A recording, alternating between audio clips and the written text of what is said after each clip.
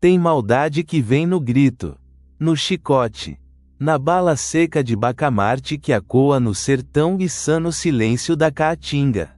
Essa todo mundo reconhece, todo mundo tem medo, todo mundo sabe desviar. Mas tem outro tipo de maldade. Essa aqui é mais funda, mais podre. Essa não faz barulho nenhum. Essa vem no remédio que sanda a prateleira, no médico que sanda a estrada, no silêncio de um cômodo nos fundos de um armazém, onde um homem de terno e chapéu de palha fino pesava garrafada de raiz numa balança enferrujada e cobrava por aquilo o preço que uma família de 6 pessoas levava uma semana inteira para juntar. Enquanto isso, do outro lado da vila, em cama de palha, embaixo de um telhado de telha que pingava quando chovia, uma criança queimava de febre. E ninguém ia chegar para salvar aquela criança. Porque o homem que podia salvar tinha sido mandado embora. E o homem que mandou embora estava pesando a garrafada e guardando o dinheiro no bolso do colete. O coronel Silvério Gomes Pacheco escolheu esse tipo de maldade. A mais covarde de todas. Aqui não suja a mão, não levanta a voz, não precisa de jagunço armado na frente, só de um recado posto numa mesa, um envelope, e a certeza de que o sertão é grande e a miséria é maior ainda. O que aconteceu com o médico que recebeu esse recado e devolveu o envelope, isso você vai saber. E o que aconteceu com as crianças que ficaram sem ele naquele inverno de 1928, isso vai pesar no peito de quem ouvir. Mas tem uma terceira coisa nesse caos. Uma que o coronel Silvério não contou para ninguém. Um encontro que aconteceu meses antes, numa estrada de barro vermelho entre 2 municípios do sertão de Pernambuco, que ligava 2 homens que jamais deveriam se cruzar, e que vai mudar tudo quando você entender o que essa ligação significa. Lampião soube de tudo por uma mulher numa estrada. Ela carregava um peso que nenhuma mãe devia carregar. Quando o capitão ouviu o nome do coronel, ele ficou quieto um tempo. Aquele silêncio que o bando conhecia bem, não era hesitação. Era sentença sendo formada. Depois virou pro cabra mais próximo e disse baixo: Esse não merece bala rápida. Se você é do Nordeste, me diz aí, de qual cidade você tá vendo esse caos? Vem comigo que eu conto tudo, do começo, devagar, do jeito que esse caos merece ser contado. Lagoa Funda não era Vila Grande. Era daquele tipo de lugar que o mapa não registra e a estrada quase não alcança, um punhado de casas de taipa espalhadas ao redor de uma praça de terra batida, uma igrejinha de cal descascando, um armazém, um bebedouro de pedra onde o gado parava junto com a gente. No sertão de Pernambuco, há uns 3 dias de cavalo de Arcoverde, encravada entre a caatinga seca e o açude que reduzia a poça nos meses ruins. Em 1928, Lagoa Funda tinha uns 250 moradores, dependendo de quem você contava. Vaqueiros, mieiros, algumas famílias de pequenos sitiantes que plantavam feijão e milho quando a chuva deixava e passavam fome quando não deixava. Gente que acordava antes do sol e deitava com as costas quebradas. Gente que sabia o nome de cada cabra no roçado e rezava o terço todo dia com a mesma seriedade de quem paga uma dívida. Essa gente conhecia o doutor Eusébio Calixto de Cor e Salteado. Ele chegava 2 vezes por ano, às vezes 3 quando o inverno era bravo e a febre corria mais. Vinha a cavalo, um animal malhado velho de nome Compadre, com uma mala de couro preto amarrada na garupa que já tinha mais remendo do que couro original. Vinha de terno surrado, chapéu de palha, os óculos de arame torto que ele ajeitava com o indicador a cada meia hora. Não era homem de pose, era homem de fazer. O doutor Eusébio tinha se formado em Recife, tinha tido consultório em Cidade Boa, tinha tido vida confortável. Algo aconteceu no meio do caminho, e esse detalhe que parece pequeno vai voltar mais tarde nesse caso, porque ele explica muita coisa sobre por que o médico fez o que fez quando o coronel colocou o envelope na mesa. O fato é que o doutor vendia consulta e remédio para quem podia pagar e atendia de graça quem não podia, e no sertão, de cada 10 pessoas, 9 não podiam. Ele custeava do próprio bolso o que faltava. Não fazia alarde disso. Era a conta que ele tinha com o mundo, ele dizia, e contas se pagam sem anúncio. As mães de Lagoa Funda guardavam uma lista mental, o filho com tosse que não passava, a filha com mancha na barriga, o velho do marido com a ferida no pé que não fechava.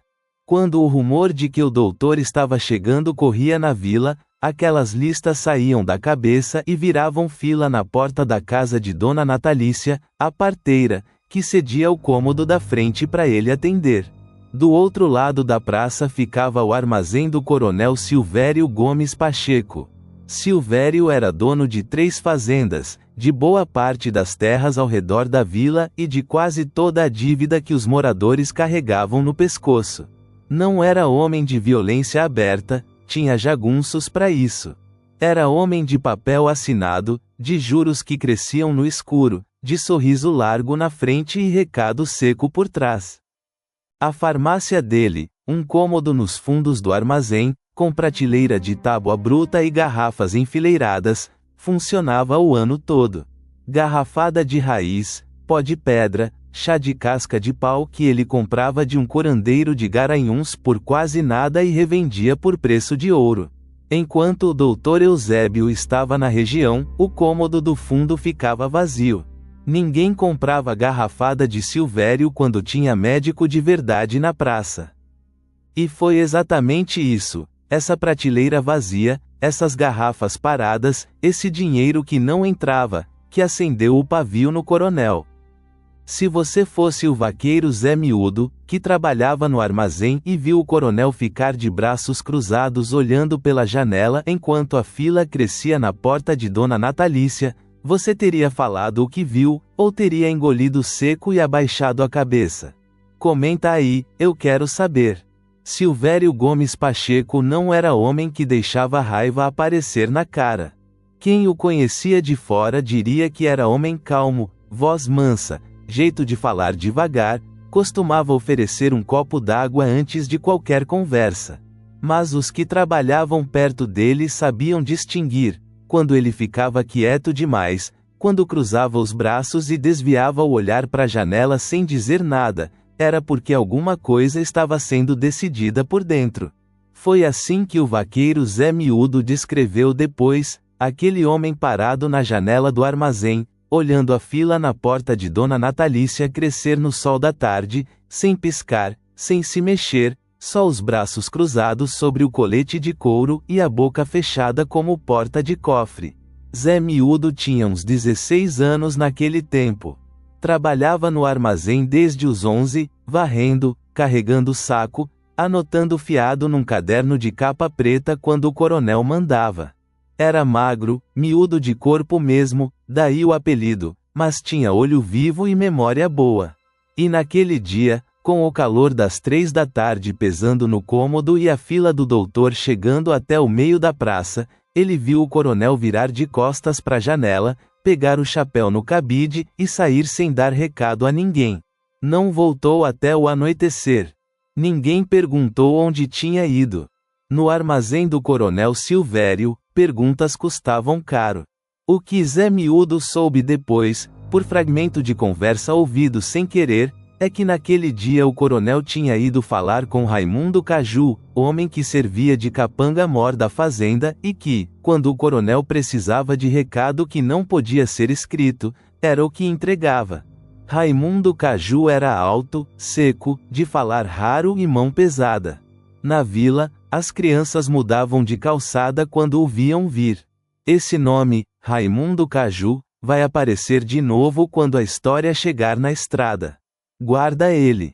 Enquanto isso, do lado de cada praça, o doutor Eusébio seguia atendendo. Naquele outubro de 1928, ele ficou 4 dias em Lagoa Funda, mais do que o costume. A febre andava brava entre as crianças, uma daquelas febres úmidas de começo de inverno que pegava rápido e derrubava rápido. Ele tinha tratado 6 crianças, receitado compresso frio e um xarope de farmácia que trouxera de Arcoverde, orientado às mães com paciência de quem explica a mesma coisa pela milésima vez sem cansar. Dona Natalícia, a parteira, que tinha uns 60 anos e cabelo branco preso num coque duro, disse mais tarde que o doutor Eusébio era o único homem de instrução que ela conhecia que olhava nos olhos de pobre sem aquele ar de quem tá fazendo favor. Sentava, perguntava, escutava. Escutava de verdade, como se o que a pessoa dizia importasse mais do que qualquer coisa que ele soubesse de livro. Ela disse que era raro demais. Que homem assim, o sertão não merecia perder. E o sertão ia perder. Porque enquanto o doutor dobrava o último compresso e despede a última mãe daquele dia, do outro lado da praça uma decisão já tinha sido tomada. O pavio estava aceso. Só faltava a chama chegar na pólvora.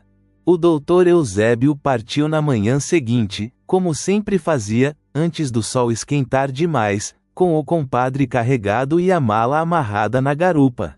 Dona Natalícia ficou na porta até ele sumir na curva da estrada de barro. Depois entrou, fechou a janela e rezou um Pai Nosso em agradecimento, como era o seu costume toda vez que o médico vinha e ia embora são e salvo. Ela não sabia que estava rezando pela última vez por aquele motivo.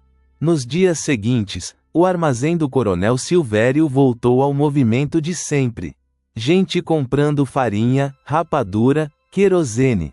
Fiado anotado no caderno de Zé Miúdo. O cômodo do fundo, a tal farmácia, abriu de novo, e Silvério ficou lá dentro parte da manhã organizando as garrafas nas prateleiras com um cuidado que não era de homem arrumando remédio, era de homem contando dinheiro. O coronel tinha uma maneira de tratar os moradores da vila que Zé Miúdo levou anos para conseguir nomear direito. Não era crueldade aberta, era condescendência. Silvério cumprimentava todo mundo pelo nome, perguntava pelo filho, pela roça, pela chuva. Mas havia no jeito dele um cálculo frio, como quem acumula favores em livro caixa invisível e sabe exatamente o que cada sorriso vai custar mais tarde. Quando emprestava farinha fiado, era com juros que o devedor não entendia na hora de assinar. Quando cedia um dia de trabalho de jagunço para ajudar alguém a cercar um roçado, era porque o roçado ficava numa terra que interessava a Silvério. Tudo tinha preço. O problema do doutor Eusébio era que ele era a única coisa no sertão que não tinha. Raimundo Caju apareceu na vila 3 dias depois da partida do médico. Não entrou no armazém, não falou com ninguém. Ficou encostado no muro do bebedouro de pedra, chapéu abaixado, de rabo de olho na praça. Zé Miúdo viu da janela do armazém e sentiu aquele frio no estômago que o corpo sente quando a cabeça ainda não entendeu o perigo. O que Raimundo Caju estava vigiando, ou esperando, naquele dia, Zé Miúdo só ia descobrir semanas depois, quando já era tarde demais para qualquer coisa. Porque o plano do Coronel Silvério não era de homem com pressa. Era de homem que espera a hora certa, que deixa a vítima caminhar até a armadilha sozinha, sem nem saber que o chão vai ceder. A próxima visita do Dr. Eusébio estava marcada, no calendário informal da vila, para setembro do ano seguinte. Menos de um ano. Tempo suficiente para Silvério construir o que queria construir, e destruir o que precisava destruir. E tinha um detalhe nessa história que Zé Miúdo carregou calado por muito tempo, que parece pequeno mas que vai mudar o jeito que você entende tudo que vem depois. O Coronel Silvério sabia exatamente qual estrada o Dr. Eusébio usava para vir e para ir. Sabia porque tinha mandado alguém seguir o médico na viagem anterior, discretamente, desde a entrada da Caatinga até a saída na direção de Arcoverde. Ele não estava só expulsando o doutor. Estava estudando como fazer isso sem deixar marca. Dona Natalícia sempre disse que o mal feito no silêncio é o mais difícil de combater, porque quando você percebe, já fez estrago demais. Se você conhece alguém que já foi tratado assim, com sorriso na frente e faca por trás, comenta aqui embaixo. Esse tipo de coronel não existia só no sertão de 1928. Setembro chegou no sertão de Pernambuco com aquele calor úmido que antecede a chuva sem trazer a chuva, o tipo de tempo que deixa o ar pesado e o ânimo mais pesado ainda. Era a época em que a febre corria mais fácil entre as crianças, porque o calor adormecia a resistência do corpo e a umidade trazia mosquito e lama e tudo que a miséria já não conseguia afastar. O doutor Eusébio Calixto estava em Custódia, 2 municípios de distância, quando o recado chegou. Não era recado de paciente. Era homem de terno, chapéu limpo, postura reta, não era gente da vila, era gente mandada. Entregou um envelope de papel grosso sem dizer o nome de quem enviava, mas o nome que estava lá dentro, escrito à mão com letra redonda e firme, era o do coronel Silvério Gomes Pacheco. O dinheiro dentro do envelope era mais do que o doutor Eusébio ganhava em 2 meses de visitas pelo sertão. O recado junto era curto: o senhor recebe isso e Sam desta região antes do fim da semana, ou o senhor Sam sem receber nada. O doutor dobrou o papel, botou de volta no envelope, devolveu ao homem e disse que não aceitava. O homem pegou o envelope, ajeitou o chapéu e saiu sem resposta. 2 dias depois, na estrada de barro vermelho entre Custódia e Lagoa Funda, o compadre voltou para a vila sem cavaleiro. O cavalo chegou só, com a cilha cortada e a garupa vazia.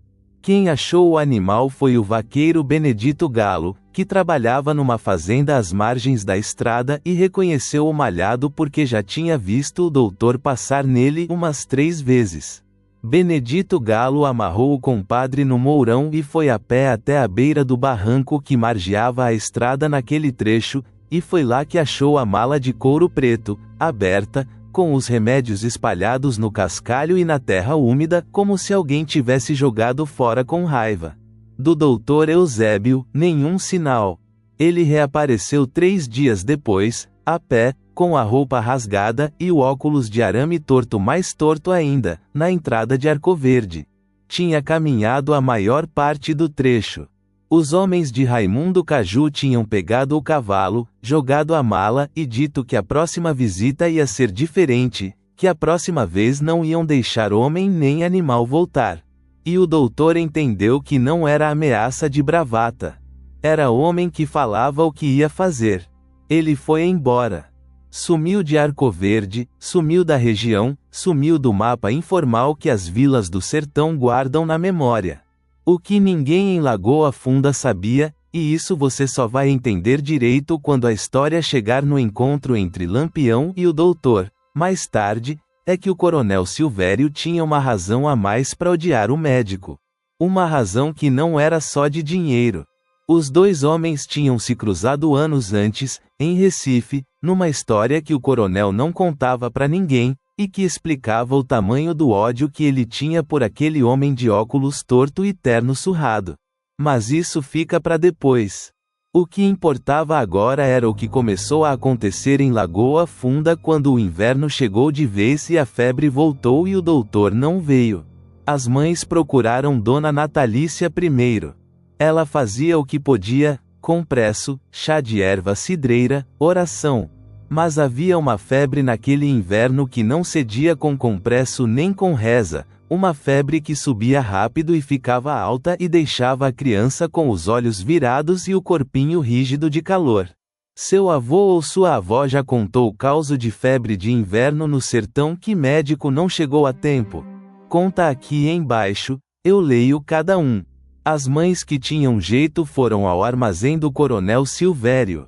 O cômodo do fundo estava aberto, as garrafas nas prateleiras, e o próprio Silvério atendia com voz mansa e aquele jeito de oferecer cadeira antes de cobrar. A garrafada era de raiz de jurema com pó de angico, ele dizia, receita antiga de índio, infalível para febre de criança. Cobrava o que uma família de meeiro levava uma semana juntando. E cobrava à vista, fiado, só para farinha e querosene. A febre não cedeu.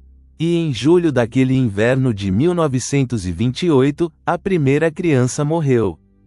Tinha 4 anos. Filho de Maria das Dores, meeira que plantava feijão numa terra arrendada do próprio Silvério. Morreu com febre alta numa madrugada de chuva fina, com a mãe do lado, terço na mão, rezando o que sabia rezar. Não foi o último. Depois veio o segundo. Uma menina de 2 anos, filha do vaqueiro Arthur Pé de Chumbo, que morava numa casa de palha na beira do açude. Depois um menino de 7 anos, filho de Dona Generosa, que já era viúva, e criava os 4 filhos sozinha fazendo bordado por encomenda. E por último, o que mais pesou no sertão inteiro quando a notícia correu, um bebê de 8 meses que a mãe chamava de Raimundinho, que ainda nem andava, que morreu com o corpinho quente como brasa numa tarde de sol forte, enquanto a mãe saía correndo até o armazém comprar mais uma garrafa do remédio inútil do Coronel Silvério. 4 crianças num inverno. 2 com menos de 5 anos. E o Coronel Silvério Gomes Pacheco continuou abrindo o cômodo do fundo toda manhã, enfileirando as garrafas na prateleira, sentando na cadeira de palhinha com o colete abotoado e a voz mansa, e o sorriso de quem está prestando um serviço ao próximo. O que ninguém em Lagoa Funda sabia, e esse detalhe vai mudar tudo quando você entender quem era Maria das Dores de verdade, é que ela não era apenas meeira nas terras do coronel. Era sobrinha por parte de pai de Silvério Gomes Pacheco. Sangue do mesmo sangue. O coronel sabia disso. Sabia que a primeira criança a morrer era carne da sua carne, e segurou essa informação calado, porque admitir o parentesco era admitir que deixou o próprio sobrinho neto morrer por não chamar o médico de volta. Isso transformava a crueldade em algo ainda mais torto, não era só ganância. Era um homem capaz de sacrificar a própria família pelo negócio. Maria das Dores não sabia do parentesco. Ninguém na vila sabia. Mas quando ela enterrou o filho e foi ao armazém pagar a última garrafa que não adiantou nada, o Coronel Silvério recebeu o dinheiro, contou as moedas, agradeceu e desejou melhoras, e não disse uma palavra. Foi essa mulher que o bando de Lampião encontrou numa estrada de barro, 3 semanas depois, a uns 2 dias de cavalo de Lagoa Funda. Ela caminhava no acostamento com um embrulho nos braços envolto em pano de saco. Não era o filho, esse já estava enterrado. Era o que restava dos pertences do menino, uma sandalinha de couro, um terço de madeira que a avó tinha dado, um pedaço de roupa guardado por aquilo que as mães guardam quando não tem mais nada. Ela ia a pé para a casa de uma irmã em outro município porque não aguentava mais olhar pro armazém do coronel toda manhã. O cabra Quinca Foguete foi o primeiro a avistar ela na estrada e avisou Lampião.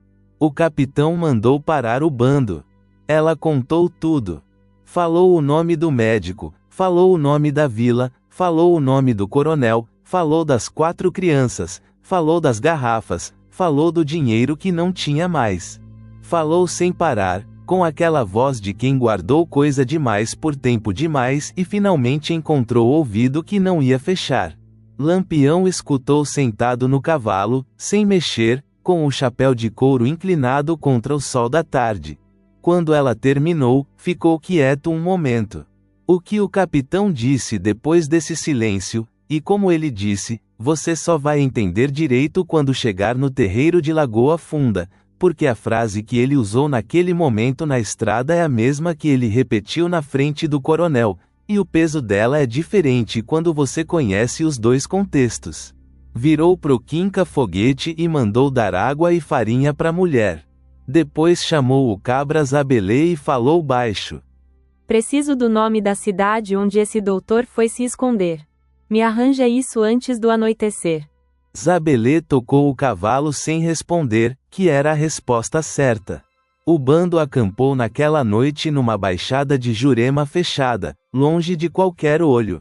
E enquanto o fogo do acampamento crescia e o cheiro de carne assada tomava a caatinga, Lampião ficou do lado de fora da roda de luz, de costas para os cabras, olhando o escuro do sertão com aquele jeito que os do bando reconheciam. Não era o olhar de homem planejando ataque. Era o olhar de homem que já decidiu o fim e está escolhendo como chegar lá devagar. Before do amanhecer, a informação tinha chegado. O Dr. Eusébio Calixto estava em Salgueiro, hospedado na casa de um conhecido, com medo de sair à rua, com medo de ficar preso entre o perigo de ir e o vazio de ficar parado. Salgueiro ficava a quase 2 dias de cavalo, dependendo do ritmo e da estrada. Não era perto. Mas Lampião não era homem que mide a distância quando tinha a resolução feita. Mandou 2 cabras de confiança, Zabelê e o cabra conhecido como Pé Quente, que tinha nome de batismo mas ninguém usava, partir ainda na madrugada, antes de clarear o céu. A ordem era simples e foi dada uma vez só: encontrem o Dr. Eusébio Calixto em Salgueiro, digam que o bando está vindo, digam que ele vai voltar para Lagoa Funda com escolta, e não aceitem recusa. Se ele tiver com medo de ir, Lampião disse, antes de Zabelê montar, digam que o medo certo agora é ficar parado enquanto criança morre. Isso ele entende. Zabelê assentiu e sumiu no escuro da caatinga junto com Pé Quente sem mais palavra. O restante do bando passou a madrugada quieto. Tinha aquele clima de véspera que os cabras conheciam bem, não era ansiedade de batalha, era tensão de espera, que é mais cansativa que qualquer tiroteio porque o corpo fica pronto sem ter onde gastar. O que ninguém no bando sabia ainda, e isso vai fazer sentido quando você ver o encontro entre Lampião e o doutor, porque muda o peso de tudo que os dois disseram um pro outro, é que o Dr. Eusébio Calixto já tinha ouvido falar de Lampião uma vez antes. Não como inimigo. Como paciente. 3 anos atrás, num pouso às margens do Pajeú, alguém do bando tinha chegado ferido num ombro e o doutor tinha tratado sem perguntar nome. Não sabia que era homem do bando de Virgulino Ferreira da Silva. Soube depois, por boca de terceiro, e ficou calado sobre o assunto. Porque o homem tinha ido, tinha sarado, e pergunta não devolve nada a ninguém. Mas Lampião sabia. E guardou. Enquanto o bando descansava, a notícia das 4 crianças de Lagoa Funda já tinha começado a correr pelo sertão da forma que as notícias corriam naquele tempo, de boca em boca, de pouso em pouso, aumentando não por mentira, mas por dor acumulada, porque cada um que ouvia somava à história o que conhecia de sofrimento parecido. Quando a notícia chegava numa vila, já carregava o peso de todas as vilas que tinha atravessado. Em Custódia, um vaqueiro velho chamado Severo Três Dentes ouviu o caos e ficou em silêncio por um bom tempo. Depois disse apenas que conhecia o coronel Silvério de nome e que nome assim ficava na boca com gosto ruim. Em Inajá, a benzedeira Dona Coló mandou uma oração pelo menino Raimundinho sem nunca ter conhecido ele, porque era desse jeito que o sertão processava o luto alheio, tornando-o próprio. Before do meio-dia do segundo dia, Zabelê e Pé Quente chegaram em Salgueiro. Encontraram o Dr. Eusébio onde disseram que estaria, numa casa de tijolo na beira da rua principal, sentado numa cadeira de balanço na varanda com uma xícara de café frio na mão e aquele olhar de homem que parou de fazer planos. Estava magro, mais do que o costume. O óculos de arame torto tinha uma das hastes quebrada e estava preso com um pedaço de linha escura. Quando Zabelê disse o nome de Lampião, o doutor ficou muito quieto. Depois perguntou se era ordem ou convite. É proteção, Zabelê respondeu, seco. O capitão não manda convite. Manda escolta.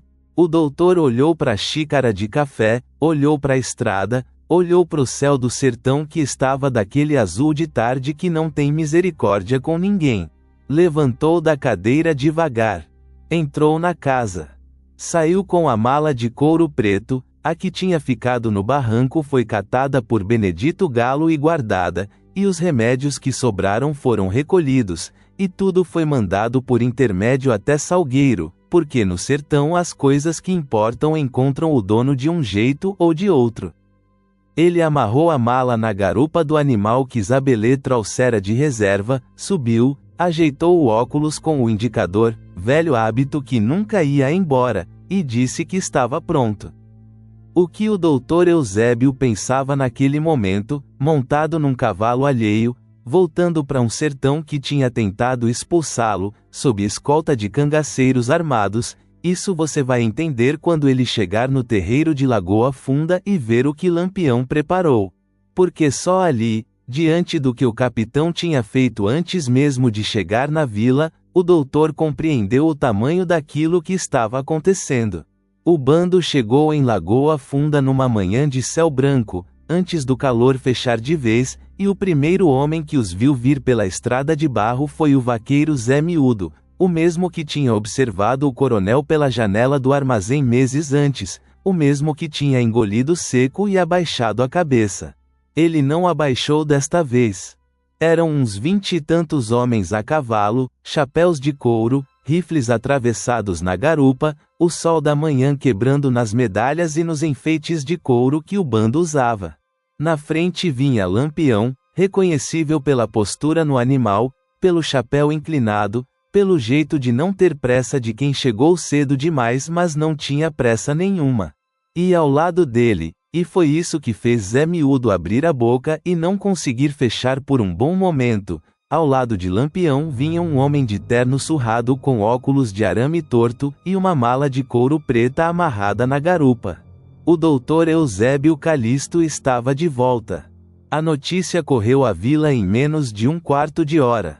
Não precisou de ninguém gritar, bastou a primeira porta abrir e a primeira mulher sair pro terreiro com os olhos arregalados para que a vila inteira entendesse que algo diferente estava acontecendo naquela manhã. Dona Natalícia foi a primeira a reconhecer o médico. Ficou parada nas soleiras, com o avental de chita e o cabelo branco solto ainda, porque era cedo e ela não esperava a visita, e quando o doutor desceu do cavalo e tirou o chapéu na direção dela, ela fez o sinal da cruz 3 vezes seguidas sem dizer palavra. Depois, muito baixinho, ela disse: "Eu sabia que você voltava. Eu rezei. Eu sabia." Lampião mandou armar o atendimento ali mesmo, no terreiro aberto entre a igrejinha e o bebedouro de pedra. Sombra de juazeiro dos lados, caixote de madeira virado para servir de mesa, a mala aberta com o que havia dentro. Mandou avisar nas casas que o doutor estava ali e que quem precisasse viesse, que ninguém ia pagar nada enquanto o bando estivesse na vila. Foi assim que Lagoa Funda acordou naquela manhã, com fila no terreiro e homens armados fazendo sombra nos cantos, e o doutor Eusébio ajeitando o óculos com o indicador enquanto chamava o primeiro paciente. Enquanto isso, 2 cabras que Lampião tinha mandado na frente ainda de madrugada já tinham cumprido a outra parte da ordem. O coronel Silvério Gomes Pacheco foi tirado de casa amarrado antes do café da manhã. Ele não gritou, não chamou jagunço. Os jagunços tinham entendido, ao ver o tamanho do bando chegando pela estrada, que aquela manhã não era dia de defender ninguém. Trouxeram o coronel atravessado numa mula, as mãos presas atrás, o colete de couro abotoado de qualquer jeito porque não tinha dado tempo de ajeitar. Silvério Gomes Pacheco, homem de voz mansa e sorriso largo, chegou no terreiro de Lagoa Funda sem voz e sem sorriso, com a boca fechada como porta de cofre, mas dessa vez por medo, não por cálculo. Lampião mandou que ficasse de pé, de frente para a fila do doutor. Que visse. E Silvério viu. Viu as mães chegando com as crianças no colo. Viu Dona Natalícia ajudando a segurar os pequenos enquanto o médico examinava. Viu o vaqueiro Arthur Pé de Chumbo chegar com a filha, a que não tinha morrido, a que ainda tinha salvação, e sentar no caixote de madeira com o chapéu no peito e os olhos vermelhos de homem que não dormia faz semanas. Antes do que vem depois, me conta uma coisa. Na sua opinião, Lampião está fazendo justiça ou passou do ponto? Comenta aqui embaixo, que esse debate vale a pena. O coronel olhava e não falava. E quanto mais via, mais o silêncio dele ficava diferente, não era mais o silêncio de homem que decide. Era o silêncio de homem que está sendo obrigado a entender o tamanho do que fez. Foi aí que Lampião se aproximou devagar, parou a 2 passos de Silvério, e tirou o chapéu de couro, não em respeito ao coronel, mas porque o sol tinha subido e o terreiro estava claro, e o capitão queria que o outro visse bem o rosto de quem estava falando. Lampião olhou para o coronel por um tempo que pareceu longo demais para quem estava vendo de fora. Depois falou: "O senhor tem família, coroné?" Silvério não respondeu de imediato. Engoliu seco, olhou de relance pro chão, e disse que sim, que tinha. "Filho. Tenho." Lampião assentiu devagar, como se a resposta confirmasse algo que ele já sabia. "Então o senhor sabe o que é olhar para uma criança e querer que ela não passe por sofrimento. O senhor sabe isso. E mesmo assim fez o que fez." Não era pergunta. Era a coisa mais pesada que se pode dizer a um homem, que ele sabia, que entendia, e escolheu assim mesmo. Silvério ficou com a boca aberta por um segundo, como se fosse responder, e fechou. Não tinha resposta para isso. Nunca ia ter. Lampião botou o chapéu de volta, virou as costas pro coronel e foi até o cabra Zabelê, que esperava na entrada do armazém com 2 homens do bando. "Abre tudo. Cada garrafa, cada caixote, cada prateleira. O que for remédio ou servir de remédio, traz pro terreiro. O que for lucro de cima do sofrimento dessas pessoas, distribui entre elas agora, na frente de todo mundo." O cômodo do fundo foi esvaziado em menos de meia hora. As garrafas de raiz e pó de angico que o coronel vendia a preço de ouro foram dispostas no terreiro, não para uso, porque o doutor Eusébio examinou cada uma e confirmou baixinho o que já se sabia: não tratavam febre grave, eram quando muito alívio de sintoma menor, e algumas poderiam fazer mal à criança pequena. O que havia de aproveitável, o médico separou.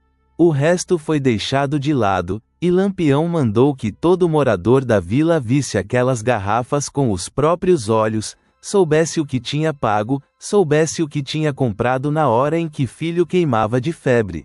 O dinheiro que foi encontrado no cofre de madeira dentro do armazém, e havia dinheiro, mais do que a maioria das famílias dali juntaria em anos. Lampião mandou contar na frente de Silvério e dividir entre as famílias das 4 crianças que tinham morrido. Não perguntou se o coronel concordava. Não esperou resposta. Silvério Gomes Pacheco ficou de pé no terreiro, com as mãos ainda presas atrás, vendo cada nota e cada moeda passar de mão em mão. Foi aí que o doutor Eusébio, entre um paciente e outro, chamou Lampião de lado por um momento. Falou baixo, com o óculos torto e o rosto cansado de quem trabalha desde cedo, mas com um peso na voz que não era de médico, era de homem que carrega algo a tempo. "Tem uma coisa que o senhor precisa saber sobre o coronel e a mulher que perdeu o primeiro filho. Sobre o sangue que os 2 têm em comum." Lampião ouviu. Não mudou a expressão. Ficou quieto por um momento. Depois olhou de volta pro terreiro onde Silvério ainda estava de pé, os olhos fixos no chão agora, como se o peso de ver tivesse ficado grande demais para continuar encarando. E foi aí que o capitão tomou a decisão que ninguém no bando esperava, a que os presentes iam contar pelo resto da vida como a coisa mais pesada que viram um homem fazer sem erguer arma nenhuma. Mandou soltar o coronel. Sem pancada. Sem humilhação de joelho no chão. Sem tiro pro alto. Apenas mandou desamarrar as mãos de Silvério, devolveu a ele o direito de ficar de pé com os próprios braços soltos, e se plantou na frente dele com a voz mais baixa que usou naquele dia inteiro. "O senhor vai continuar aqui, coroné. O senhor vai continuar nessa vila, vendo esse povo. E toda vez que uma criança sarar, toda vez que uma mãe não tiver que enterrar filho por falta de remédio, o senhor vai saber que foi o senhor que devia ter feito isso. Que o senhor podia ter feito isso. E não fez." Silvério não respondeu. Não porque não quisesse. Mas porque pela primeira vez em muitos anos, o coronel de voz mansa e sorriso largo não encontrou em si mesmo nenhuma palavra que prestasse. Raimundo Caju, o capanga-mor, estava encostado no muro do bebedouro de pedra quando tudo acabou, o mesmo lugar onde Zé Miúdo o tinha visto meses antes, de rabo de olho na praça, esperando a hora de agir. Agora ele esperava de outro jeito. Esperava que alguém do bando de Lampião chegasse para fechar a conta. Ninguém chegou. Lampião passou por Raimundo Caju na saída do terreiro, olhou para ele um segundo apenas, e seguiu andando. Não disse nome, não apontou dedo, não fez gesto de ameaça.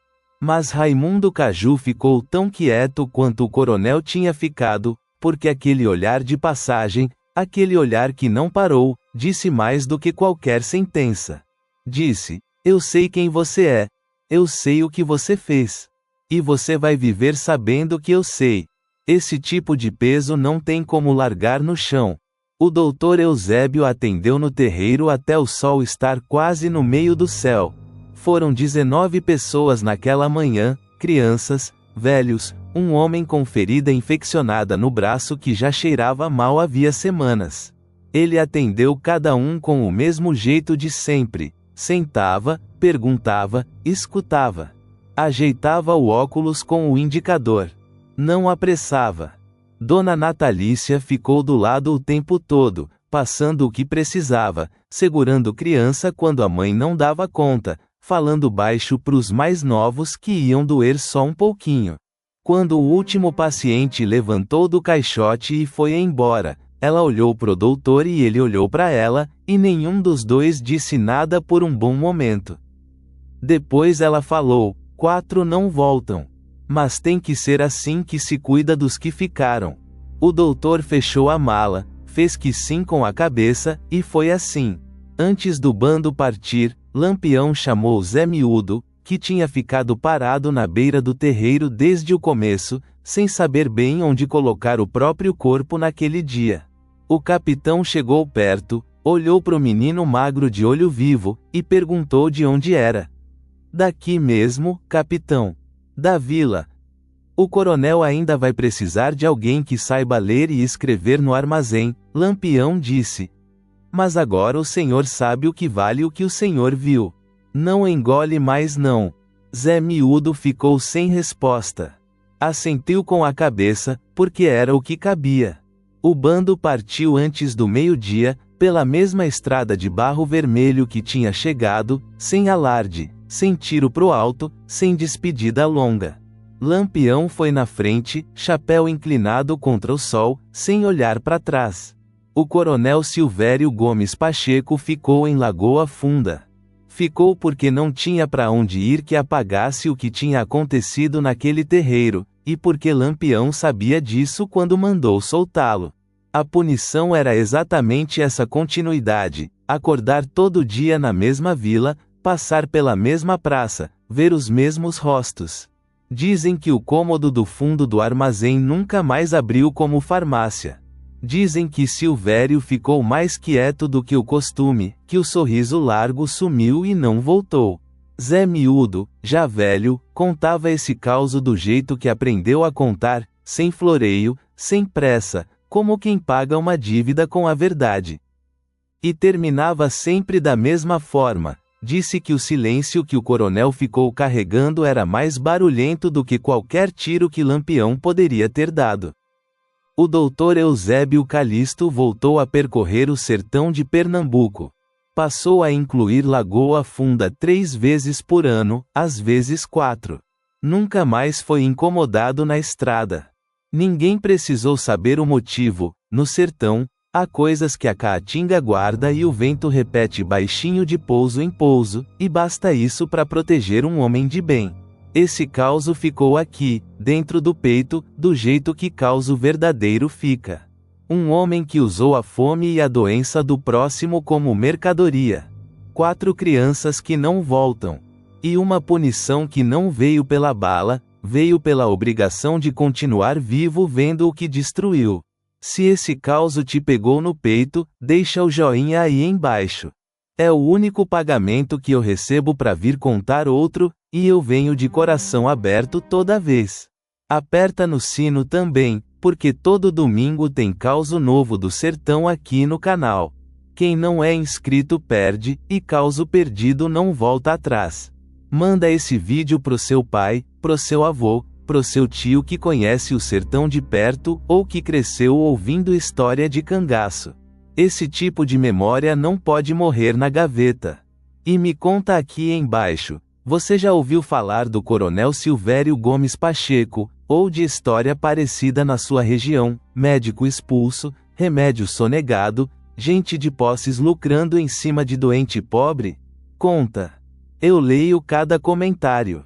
Semana que vem tem outro causo. Desses que o diabo escutou e tomou nota. O sertão guarda tudo. E enquanto tiver